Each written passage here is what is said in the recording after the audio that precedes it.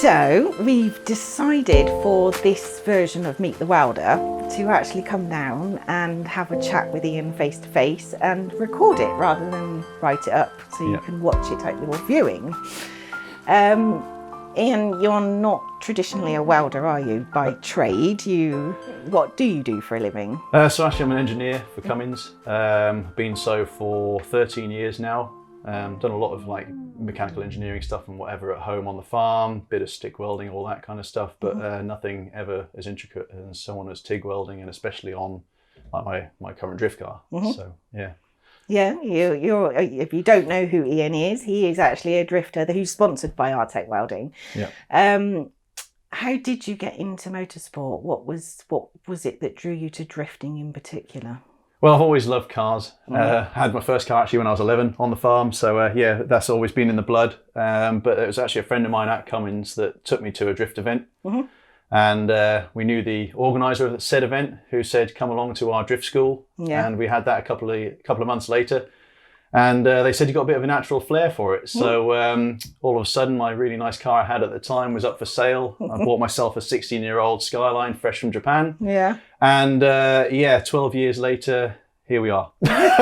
So big amount of debt, but a big grin on my face still. Yeah, fell in love with it immediately. Yeah, it is an adrenaline rush like nothing else I've ever had. I've done a lot of skiing and stuff in the past. And those kind of high adrenaline sports is something that really kind of gets me going kind of thing, but nothing like driving at 100 miles an hour down a straight, pulling on the handbrake and off we go kind of thing. So. Yeah, it is quite a spectacle, isn't it, as well? For viewers. I've spoken to a few people just recently who said it's a bit more like figure skating with cars, and I can see where they're coming from because it is a judged sport. Yeah. But at the same time, I think you'll find it is quite a delicate balancing act and stuff like that we do, and it takes a fair bit of skill. Yeah, it's a lot of technical skill goes into it. Definitely. And obviously the car has to change.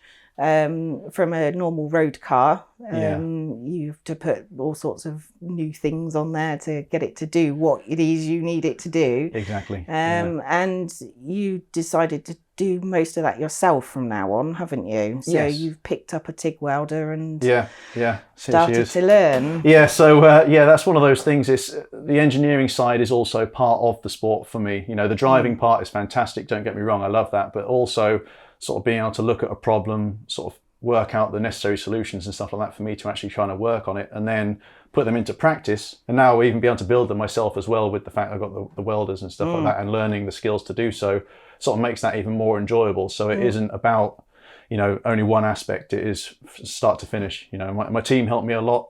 But then also when I'm up here, I'm a couple of 100 miles away from the rest of my team. So there's a lot of stuff I have to kind of do on my own. Yeah. But yeah, like I said, I love every minute of that. And you say about your team, you've got an amazing group of people around you for your sport, and they are quite far away from you. But how did you get to meet them? How are they so loyal to you? And Yeah, well, I don't know if I should really answer that, but no, luckily though, my girlfriend is like, she's my spotter, so she's the person that speaks in my ear and tells me where I've gone wrong on the track and what I've done right and so on like that, and that's essential for kind of a modern professional drifter. But the other parts of the team, when I first started building the 350Z, I shared it on the 350Z UK forum because nothing really like that had been done within the UK, putting the V8 engine in the front of it and obviously being so aggressive with the car. And that's where I met Steve, who's like our current media guy and helps push the marketing and stuff like that, designs the t-shirts and things. And then he brought on a couple of other guys, Carl and Cy, and they each bring their own skills to the team. And again, without those guys, I just wouldn't be able to compete and do what we do now. Yeah. So, excellent. It's really important. Yeah, and you guys have been together a while now, haven't you? Yeah. So that build started in 2013. The first ever event it went to was 2014. I think, we've kind of been working together on the car since like 2015 onwards, really. So it's been a good few years. So you're good mates now. Yeah. I think we've definitely tested a few friendships and stuff like that, but that's what motorsport's all about. Yeah, absolutely.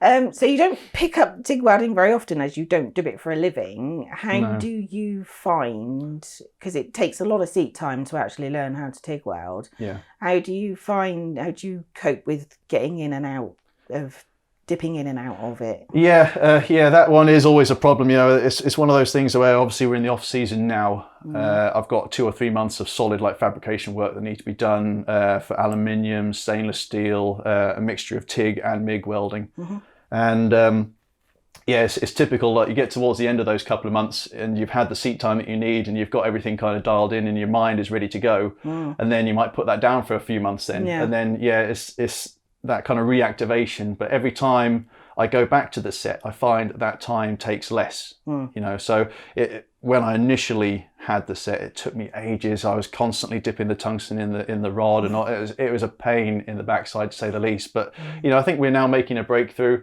I'm now sort of learning what I should be looking for, where I'm going wrong, and then obviously we've got your guys on the end of the phone, you know, to give us the guidance when we need. And I've really been putting that through the paces recently. So and how have you found TIG welding in difference to learning how to MIG weld? Well, MIG is always the great one, isn't it? It's point and shoot kind of job. TIG welding, when you get it right, it is the most fantastic thing ever, and you actually get to sort of, you know, you really kind of feel happy of what you've done, and you like to go and have a look at it, and you know, I did that, and it really it's a different skill altogether, you know, using the pedal and both hands at the same time. I found that a chocolate bar beforehand helps keep the shakes down and stuff like that, because there's nothing worse than either your right hand shaking or the rod is jumping up and down. But so that's my main tip. But other than that, no, it's great. And like I said, it's the satisfaction when you get it right and everything is smooth, how you want it to be, where you want it to be, and it, you know, it's a nice posh weld kind of thing. It's the best way of doing it. So and it's a precision thing as well, isn't it? Really is, you know? yeah. There's definitely applications where you wouldn't even think about using the TIG set, for instance. Like I've done a lot of chassis stuff just recently, and again, it's a case of getting the MIG set turned right up to max and off we go kind of thing. But then there's other situations where, again, you wouldn't dream of using the MIG set. You just go straight to the TIG and off you go. Absolutely. So, it's good to be able to do both, isn't it? It's such a freedom, really. And something I've really missed in the past. And I've always had to look at other fabricators that have helped me out in the past, like Jason Clark. He's done all my TIG stuff in the past. And I still let him do the kind of really intricate stuff if we're talking about roll cages and stuff like that, that's super safe. Because again, you can trust him with your life kind of thing, but everything else like exhaust changes and stuff like that I can do myself now. We're making the new rear end on the car. So far that has all been done by myself as well, so we're learning. Every day is most certainly a school day. So we're going to go have a look at the car in a moment, but you've essentially taken the rear end off of it and gone tubular. Very true. We're going surfing, but But it's typical of drifting. Obviously, we class it as steering from the rear, and it's generally the rear end that takes all of the abuse, because the judges like to see us getting close to walls and things like that. And every now and again, obviously, you make a mistake. So last year at the NEC, I kept on tapping the concrete wall as we were leaving the circuit, which obviously looked awesome. But then when I actually finished the end of the session, the guys said, "You seem to move the rear end of the car over 15 mil."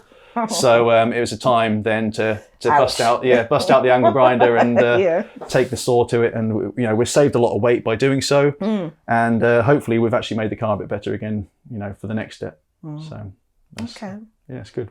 Well, we'll go and have a look at the car then, shall we? Sure. See what we've been doing.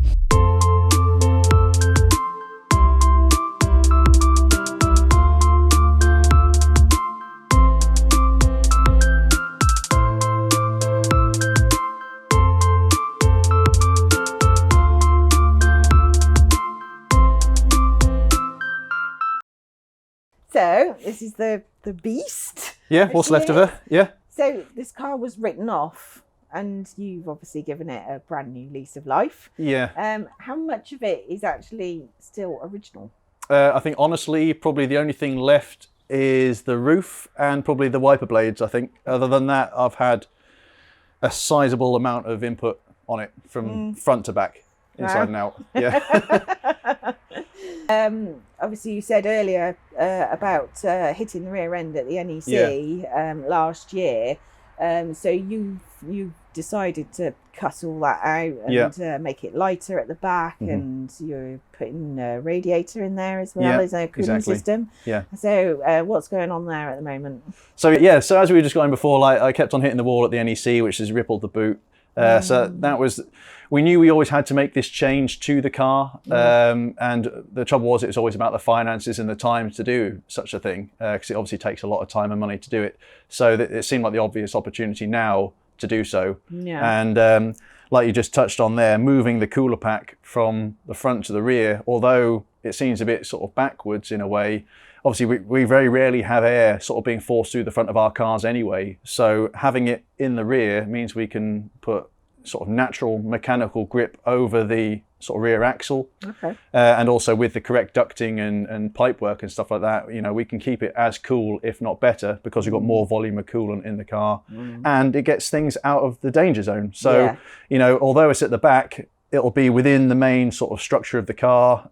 It won't be out on the kind of extremities, which again would be caught if we hit the wall again or something like that. So there are benefits to everything. It's like I said, it's just time and ability to do so. So it just seemed like now for 2020 is the right step. Yeah, might as well do it whilst you're making for sure. Those changes. Yeah, precisely. Yeah, because heat is a big problem, isn't it? Completely, yeah. It doesn't help that the race season is in the summer normally as well. Not at all. And yeah, I think the my race suit as well is kind of like a boil in the bag version of me, I think. Yeah. But you know, again, like I said, you just can't turn it off. But the engine itself, you know, that works really, really hard. You know, it idles a lot, you know, whilst we're waiting in the queue. And then when we're actually on circuit, it's pretty much up at the rev limiter being sort of pushed on the torque band, which again just generates tons and tons and tons of heat. And yeah, it really pushes the car and the engine to its absolute limit, really. So you must get through quite a lot of tyres as well. Yeah, I think tyres is our 100% number one consumable. I think looking at what we put out this year, I think we went through 64 tyres last year just in competition alone. And I think with us hopefully heading over across to Germany this year, we're probably going to be putting another 20 or 30 tyres on top of that as well. So yes, it's a hungry sport for that kind of stuff. And they're not the everyday run-of-the-mill tyres as well. We're now running on a special drift compound as well that can deal with the heat, so they don't delaminate and fall to pieces. So yeah, it's just another extreme expense to go on top. So do they last longer then? I wouldn't say they last longer. I think it's the fact that a lot of people think with drifting you don't need grip, where it's quite the opposite. We need a lot of grip because we're traveling so fast and we're expecting sort of to balance the car on a knife edge with another car in front of you or behind you. So the last thing you want to be doing is like sliding around sort of willy-nilly, as it were. So yeah, the tyres will probably last about 3 to 4 laps depending on the circuit.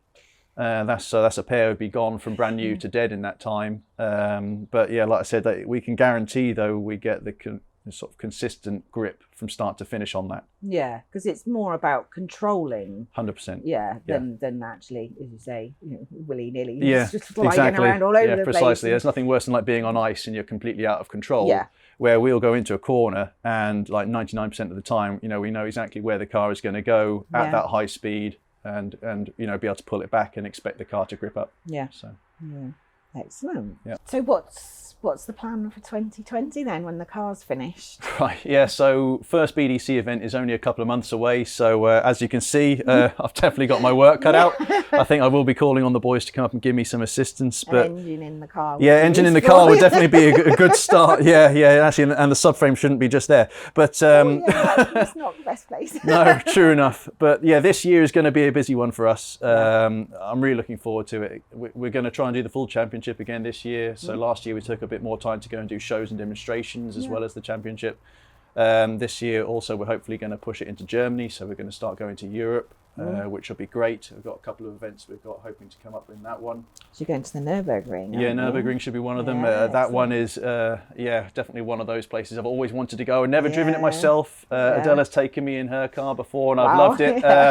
I can understand where the addiction and stuff like that for people to want to go to the ring, but again I couldn't find myself driving in a straight line on there. So the option to go and actually have a go at drifting it in places will be fantastic. So that's that one. And obviously like we were discussing before as well, Retro Ride Show down at Goodwood down in May. We'll be bringing the LSZ down to that one and have it on the stand and hopefully have a play with the rest of them out on the circuit at some point. Yeah, it should be good. Yeah, it should can't be wait. A really good weekend. Too right. The whole team's going to come down and we're really looking forward to it. It's a new event for us, so it'd be great to have you there and representing us as well. So we can't wait.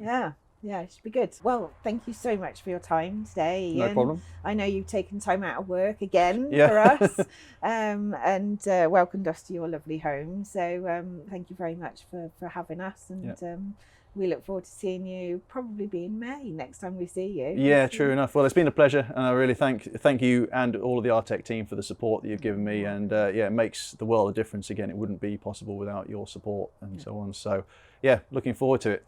Excellent stuff. Thank you, Ian. Cheers. Thank you.